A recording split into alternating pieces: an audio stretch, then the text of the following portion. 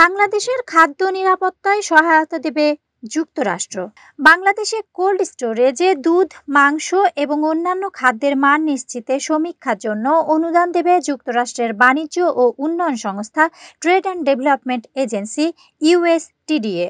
বিজ্ঞপ্তিতে বলা হয়েছে, খাদ্য সংরক্ষণে তাপমাত্রা নিয়ন্ত্রিত লজিস্টিক নেটওয়ার্ক স্থাপনে সহায়তা করার জন্য বাংলাদেশের তৈরি খাবার এবং কোল্ড চেইন পরিষেবা সংস্থা বন্টন ফুডস লিমিটেডকে একটি সম্ভাব্যতা সমীক্ষার জন্য অনুদান দিচ্ছে ইউএসটিডিএ। এই অনুদান বাংলাদেশে তাপমাত্রা নিয়ন্ত্রিত হিমাগারের সরবরাহ ব্যবস্থা নেটওয়ার্ক স্থাপনে সহায়তা করবে। সমীক্ষার লক্ষ্য হল দুগ্ধজাত পণ্য, মাংস এবং অন্যান্য খাদ্যপণ্যের খরচ এবং ক্ষতি কমানো, যা দেশের খাদ্য নিরাপত্তা বৃদ্ধি করবে। বন্টন ফুডস মিনেসোটা ভিত্তিক ল্যান্ড ও লেক্স ভেঞ্চার 37কে এই সমীক্ষা পরিচালনার জন্য নির্বাচন করেছে।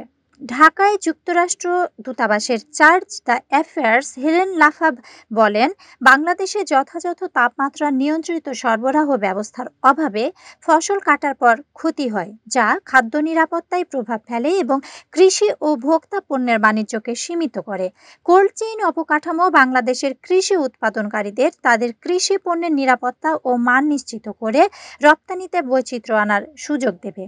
এই সম্ভাব্যতা সমীক্ষা কোল্ড চেইনে যুক্তরাষ্ট্রের বিনিয়োগ বৃদ্ধির সুযোগ চিহ্নিত করবে, যা বাংলাদেশের দ্রুত বর্ধমান মধ্যবিত্ত শ্রেণীর ভোক্তা চাহিদা পূরণে যুক্তরাষ্ট্রের হিমায়িত পণ্যের জন্য একটি স্থিতিশীল সরবরাহ ব্যবস্থার নেটওয়ার্ক তৈরি করবে।